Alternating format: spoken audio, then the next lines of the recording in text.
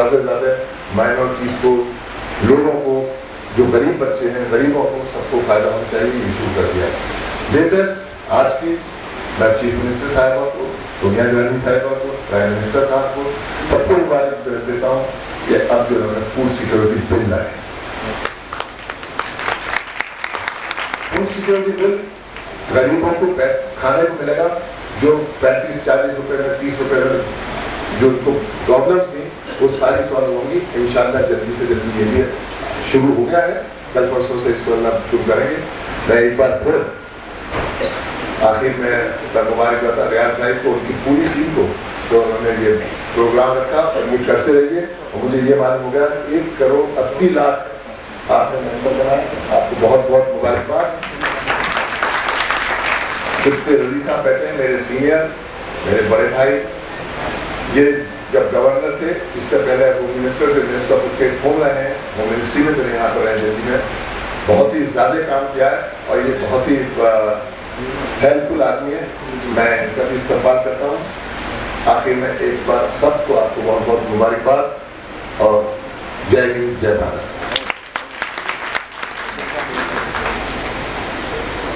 Doctor Mohammad रियाज sir के साथ उनको फिर से मेरा सलाम। इंटरप्रेट एक्सप्रेस के नाम से पत्रिका लॉन्च की, मैं चाहूँगी इसका विमोचन वो यहाँ पर करें।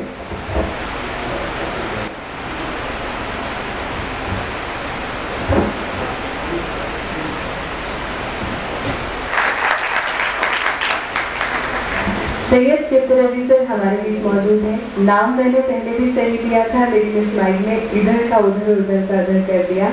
चाहूँगी सर भी यहाँ पर आए और अपने मुखार बिंदु से आप सभी को कुछ प्रेषित करें।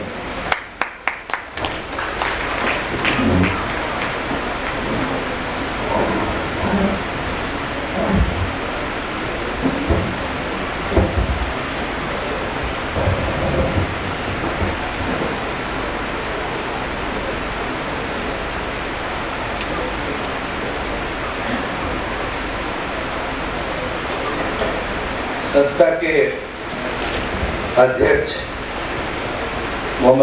डॉक्टर मोहम्मद रियाज साहब, दिल्ली स्टेट माइनॉरिटी कमीशन के चेयरमैन जनाब सफदर एच खान साहब,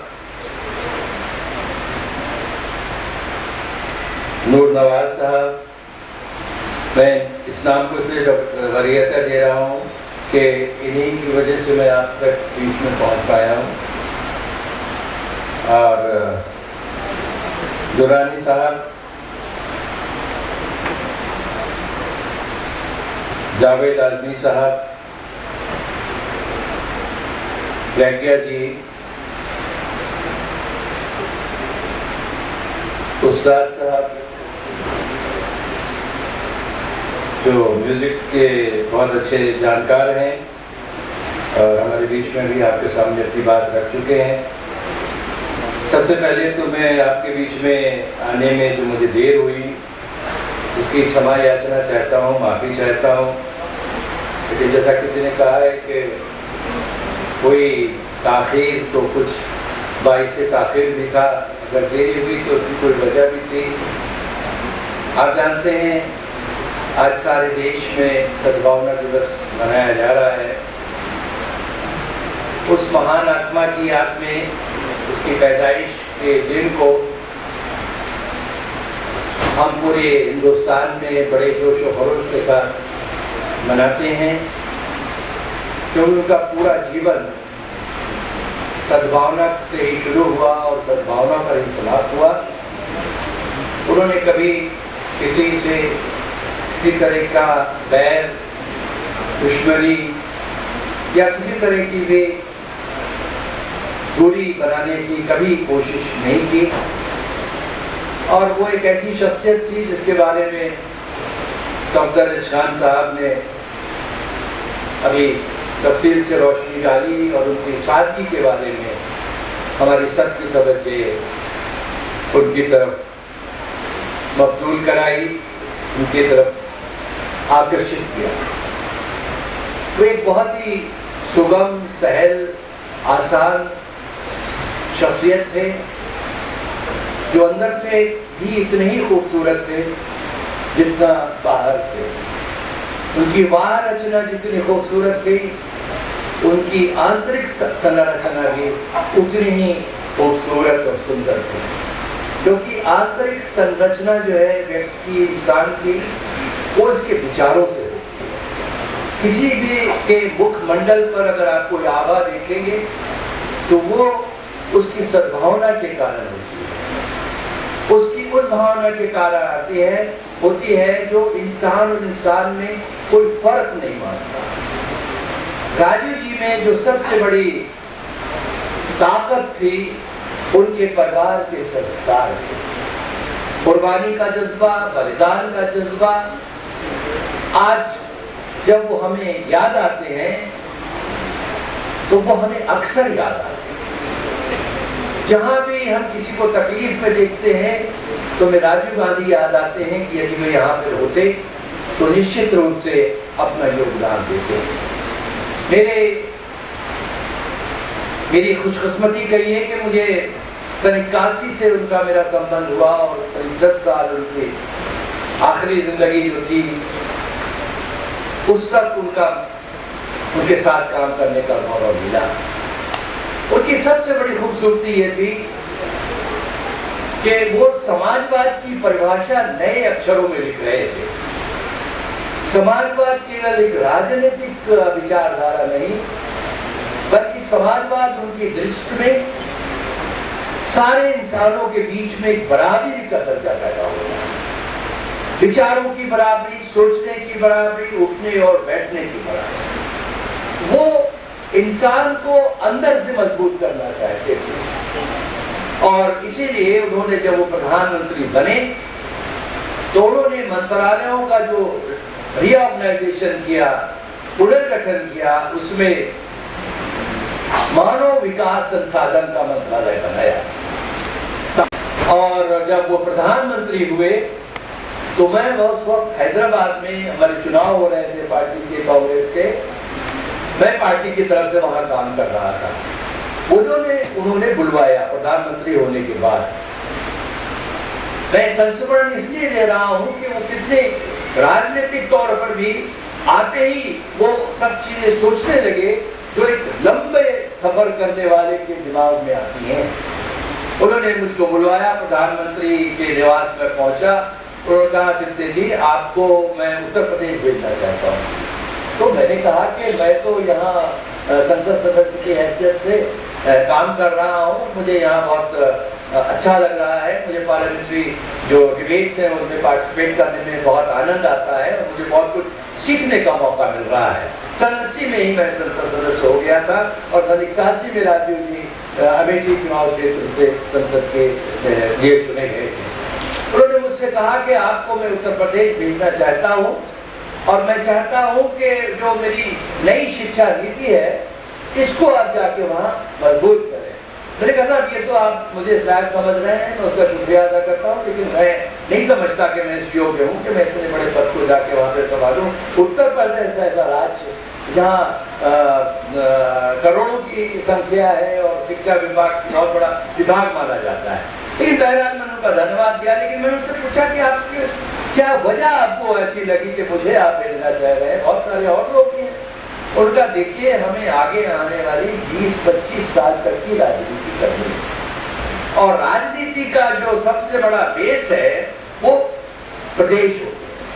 अगर हमारी पार्टी प्रदेशों में मजबूत होगी, हमारी सत्ता प्रदेशों में अच्छी चलेगी तो निश्चित रूप से हम देश में अच्छी सत्ता चला पाएंगे। मैं इसलिए कह रहा हूं कि वो बुनियाद और ग्रास रूट की तरफ वो देख रहे थे और मैं वहां गया, वहां 3-4 साल तक रहा। बाद में उन्होंने फिर मुझे ऐसे संसद सदस्य उत्तर भारत में बुलाया। लेकिन मैं कहना चाहूंगा कि वो शिक्षा पर बहुत ज्यादा ध्यान देते थे और मुझे खुशी है कि आज यूनिवर्सलाइजेशन ऑफ एजुकेशन के संबंध में, सौरभीकरण के संबंध में हमारे देश में बहुत अच्छा काम हो रहा है और हम आप काफी बढ़े। उनकी सबसे बड़ी खुसूसियत ये थी कि वो कमजोर इंसान को आगे बढ़ाना चाहते थे और जिसे हम कहते हैं कि सशक्तिकरण, यानी ताकत जो है उसके हाथ में जाए। जैसा अभी खान साहब ने कहा, इसीलिए उन्होंने कहा। और बहुत से काम उन्होंने ऐसे किए जो पार्टी को जिससे नुकसान शायद पहुंच सकता था। मुझे याद है मैं उसको संसद सदस्य था जब ये फैसला हुआ कि 18 वर्ष के लोगों को वोट देने का अधिकार देंगे। तो मैंने उनसे, राजू जी से बात हुई, ऐसे ही कमेटी पे बात हुई, मैंने कहा ये तो युवा जो है वो अपनी प्रवृत्ति और अपनी सोच से एंटी एस्टेब्लिशमेंट होता है। इसमें अगर 18 साल के उम्र के युवक को वोट देने का अधिकार मिला तो हो सकता है वो इस अधिकार का सत्ता में रही हुई जो पार्टी है उसके खिलाफ इस्तेमाल करे। तो राजू जी ने कहा था मैं परिवर्तन चाहता हूँ, देश की सत्ता में नौजवानों का हिस्सा चाहता हूँ, और अगर नौजवानों को वोट देने का अधिकार नहीं मिलेगा तो वो अपने हिस्से का भी हक नहीं मान सकते। और इसीलिए आपने देखा कि एक महान परिवर्तन, जोश मलियाबादी साहब का एक शेर मुझे याद आ रहा है कि वो उन्होंने कहा है कि काम है मेरा तगय्युर, काम है मेरा तगय्युर, नाम है मेरा शबाब, मेरा नारा इनकलाबो इनकलाबो इनकलाब। इस शेर का मतलब आप समझते ही हैं कि ये है कि मैं तब्दीली में यकीन रखता हूँ, मेरा काम जो है वो तब्दीली लाना है। मैं यथास्थितिवाद के खिलाफ हूँ, जो एक परंपराएं चली आ रही हैं उसमें एक नया रुख पैदा करना चाहते। वो परंपराओं के खिलाफ नहीं थे, लेकिन वो चाहते थे कि परंपराओं के नए दरवाजे खुले, दुनिया में जो चारों तरफ नई तरक्की आ रही है वो हमारे देश में आए, और हम भी सर उठाकर सारी दुनिया को कह सके कि हम भारत के लोग भी सर उठाकर ये कह सकते हैं कि हम शक्तिमान हैं, हमारे पास ताकत है, हम निर्धनता के खिलाफ लड़ रहे हैं, हम गुर्बत के खिलाफ लड़ रहे हैं, हम नाबराबरी के खिलाफ लड़ रहे हैं, हम साक्षरता लाने के लिए लड़ रहे हैं, निरक्षरता के खिलाफ हम आवाज बुलंद कर रहे हैं, अपने समाज में परिवर्तन चाहते हैं, हम औरतों का हक देना चाहते हैं, हम नौजवानों का हक देना चाहते हैं, हम विद्यार्थियों का हक देना चाहते हैं। और जैसा अभी कहा गया कि पहली बार सारे हिंदुस्तान ने देखा कि महिलाओं के सशक्तिकरण के लिए पंचायत राज के स्तर के ऊपर महिला को 30% का कोटा मिला, और इसमें कभी परिवर्तन आ रहा है, बिहार के अंदर परिवर्तन आया, जहां भी परिवर्तन आ रहा है उसका हम स्वागत करते हैं, क्योंकि यथास्थितिवाद के साथ हम समाज नहीं बदल सकते, और नए समाज को बनाने के लिए विचारों में परिवर्तन लाना चाहिए। यकीनी तौर पर राजू जी हमारे बीच में नहीं है, लेकिन उनके आदर्श हमारे साथ हैं, उनको काम करने का जो उनका सलीका था, जो तरीका था, जो सिंप्लिसिटी, जो एक्सीलेंस था उसके अंदर, उसको हम अपने अंदर लाने की कोशिश कर सकते हैं, उसका भरसक प्रयास कर सकते हैं। बहुत से लोग कहते हैं कि हर आदमी प्रधानमंत्री तो नहीं बन सकता, ये सही है, हर आदमी प्रधानमंत्री नहीं बन सकता, लेकिन ये भी सही है कि हर आदमी राजीव गांधी बन सकता है। राजीव गांधी ने, मैं समझता हूं कि एक बार कुछ इसी तरह से कहा था कि शायद में उसको इस तरह से पंक्तिबद्ध कर दिया कि सूरज हूँ जिंदगी की रमक छोड़ जाऊंगा, मैं डूब भी गया तो शपथ छोड़ जाऊंगा। आप जानते हैं कि प्रकृति का ये नियम है, जब सूरज डूबता है तो सूरज तो डूब जाता है, लेकिन लाल आकृति पूरे आसमान पर छा जाती है और वो बहुत देर तक रहती है। राजीव गांधी का खून, राजीव गांधी का बलिदान, राजीव गांधी की कुर्बानी, राजीव गांधी के काम करने का इतिहास, राजीव गांधी का हिंदू और मुसलमानों को करीब लाने की परंपरा, सद्भावना तो ये हमारे देश की पुरानी परंपरा है। अगर सद्भावना की परंपरा न होती तो शायद इकबाल ने इसी के लिए कहा था कि कुछ बात है कि हस्ती मिटती नहीं हमारी, सदियों रहा है दुश्मन दौरे ज़बां हमारा। तो ये सारी दुनिया हमारे खिलाफ रही, लेकिन अपनी संस्कृति के, अपनी सभ्यता के रास्ते से नहीं थे। और हमारी पुरानी सभ्यता, हमारी पुरानी संस्कृति यही है कि सारे वृक्ष को हमने एक परिवार की तरह छोड़ा, और आज भी हम उसी सिद्धांत पर चलना चाहते हैं। मुझे खुशी है कि ये जो हमारी all India Congress social organisation है, ये एक इनकलाबी काम कर रही है। राजनीति के क्षेत्र में तरह तरह की बातें होती, बड़ी विकरता आ गई है हमारे राजनीति में। आज लोग इस बात का एहसास कर रहे हैं। एक तरफ वे शक्तियां हैं जो निर्माण चाहती हैं, एक तरफ वो शक्तियां हैं जो विध्वंसता चाहती हैं, एक तरफ वो शक्तियां, ताकतें हैं जो तामीर चाहती हैं, एक तरफ वो शक्तियां हैं जो देश को तोड़ना चाहती हैं, फैसला आपको करना है, नौजवानों को करना है। अपने मुस्तकबिल के बारे में हमें और आपको मिलकर फैसला करना है। एक पीढ़ी और दूसरी पीढ़ी, आने वाली पीढ़ी और जाने वाली पीढ़ी, रहती हुई पीढ़ी और भविष्य की पीढ़ी के अंदर एक सामंजस्य होना चाहिए। हमारे पास तजुर्बा है, आपके पास फूल में गर्मी है। तजुर्बे और फूल की गर्मी का अगर आमेजिश कर दिया जाए तो देश में परिवर्तन आ ही सकता है। नई किरणें फूट रही हैं, नई रोशनियां फैल रही हैं, लेकिन इस देश के अंदर एक ऐसी प्रवृत्ति पैदा हुई है कि हम देश में उदासीनता बेचना चाहते हैं।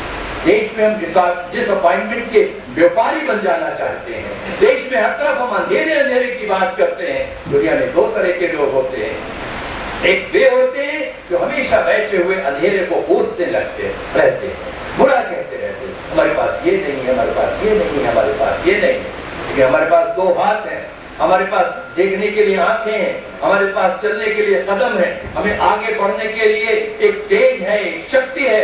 इसकी तरफ कोई तवज्जो दिलाने की नहीं कोशिश करता।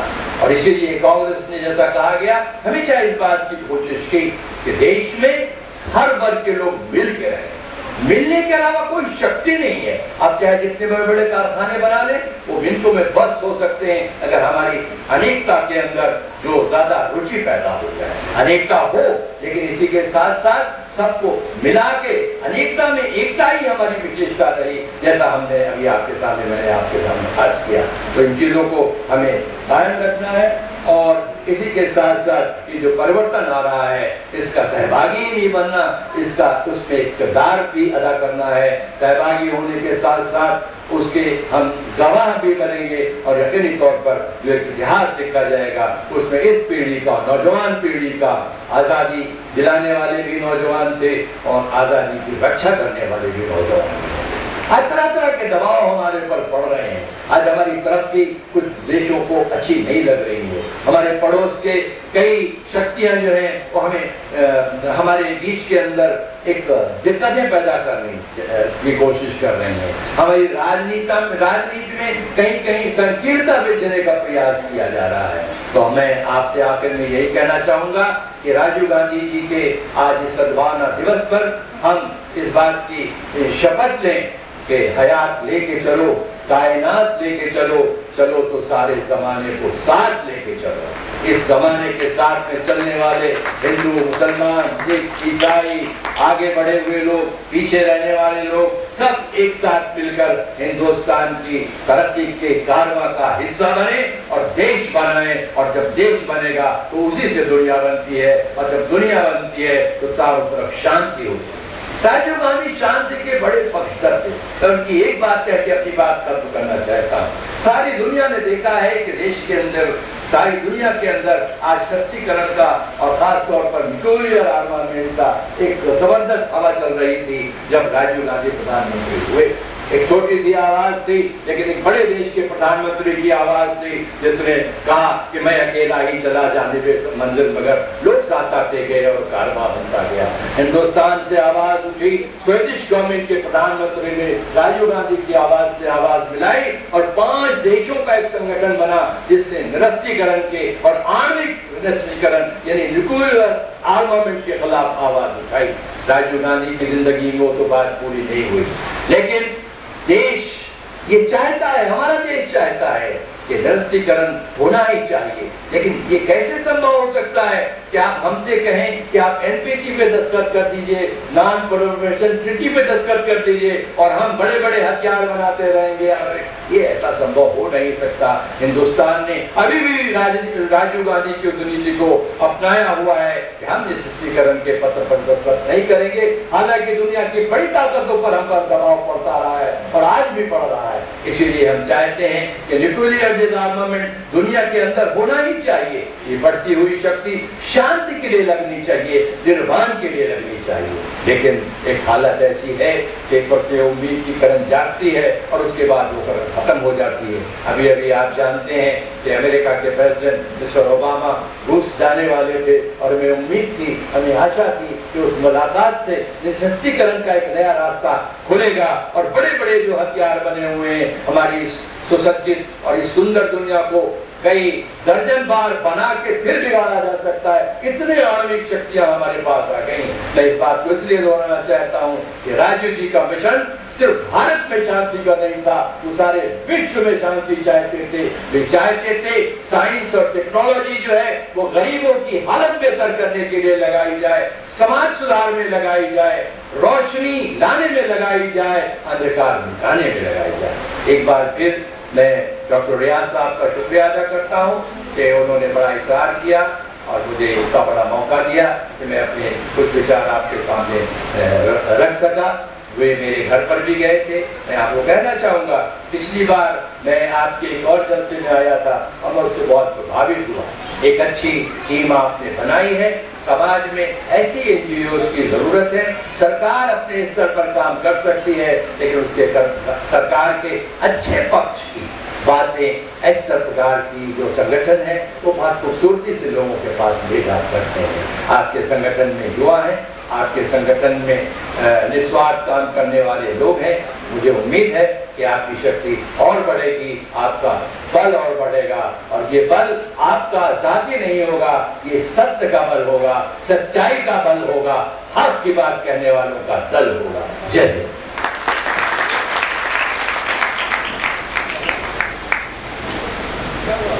बोलता है अगर किसी ने हो तजुर्बा तो वो तजुर्बा भी बोलता है। जब सर के लिए मेरे पास शब्द तो नहीं है, मैं उनके सामने भी शून्य हूँ, लेकिन जो उन्होंने कहा वास्तव में उस बात में बेहद बेहद बेहद गहरी व्यापकता है। जोरदार तालियां सर के लिए। तो AICSO all India Congress social organisation में एक और कड़ी जुड़ी है, यानी कि एक मैगजीन लॉन्च की है डॉक्टर मोहम्मद रियाज ने इंद्रप्रस्थ के नाम से, जो उन खबरों से आपको रूबरू कराएगी जो समाज के तबके तक एक सच्चाई की खबर पहुंचनी चाहिए। तो उसके लिए मैं चाहूंगी आप उनका आभार जरूर व्यक्त करें। तो कार्यक्रम को आगे बढ़ाते हुए अवार्ड फंक्शन की जो मेन कड़ी करते हैं मंच पर श्री सिद्धराम गुरु सिद्धप्पा ज्ञानले सर है, मंच पर आए। बहुत स्वागत है सर आपका। एक बिग डेस जो कि खुशी में प्रचलित हो रही है, ये सामने आना भी चाहिए। तो जोरदार तालियां सर के लिए।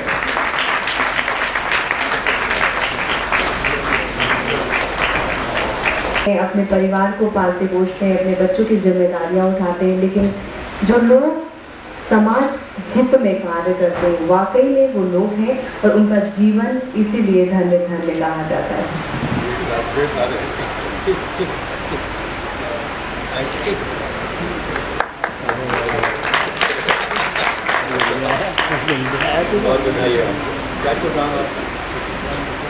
दयानंद कदम सर, शिक्षा के क्षेत्र में कोई अवार्ड दिया जाता है, मैं चाहूंगी आप भी मंच पर आइए।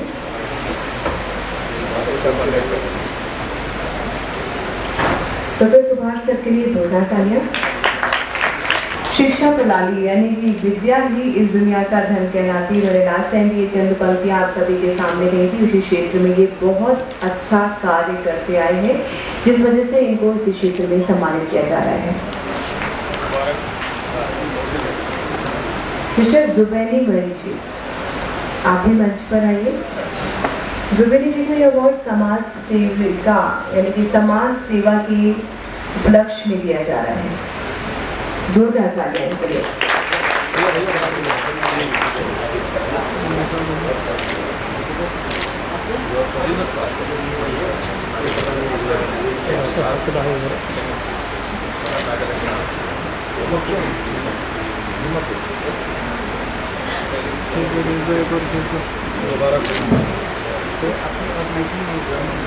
फिर इंदिरा गांधी राइट अवार्ड है, तो इन लोगों को अलग अलग क्षेत्र में दिए जा रहे हैं। और out of 20 lakh 1 lakh member 1,20,000 के 1,20,000 महिलाओं को जोड़ा है। महिलाओं भी बुलाइए हम लोग।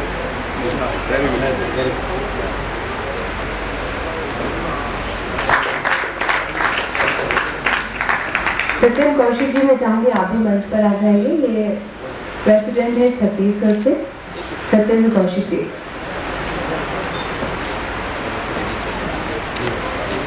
भैया भैया प्लीज यार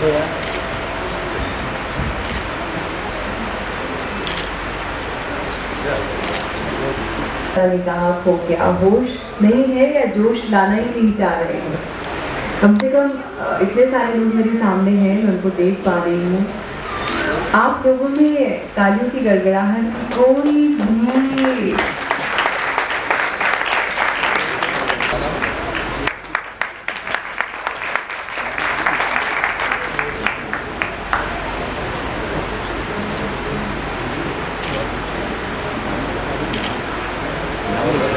श्री किशोर ए पठानिया, इनको award industry development MGP services के लिए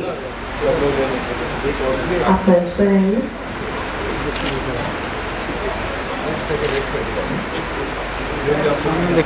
अभी भी मैंने कहा था कि सम्मान जरूरी नहीं कि एक बार किया जाए, और वो पल भी तुरंत आप सबके समक्ष एकदम सत्य प्रतीत होंगे।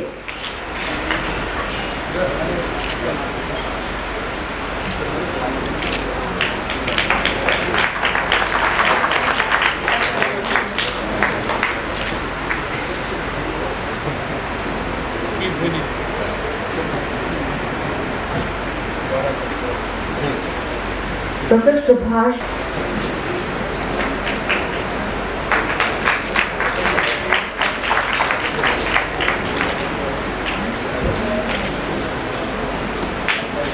आप आ जाओ ना, वो ले लो।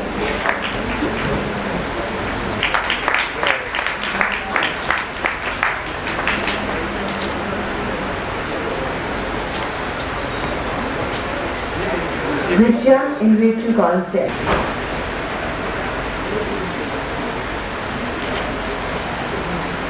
अपनी संस्था से ये अपनी संस्था से कवर करते हैं।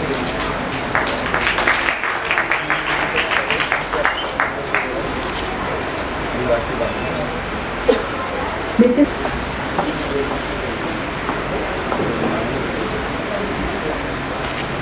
थोड़ा सा देख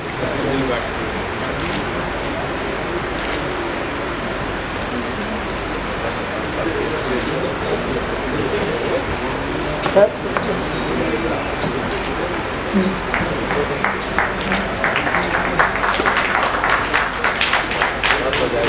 मुझे लगती है सर अभी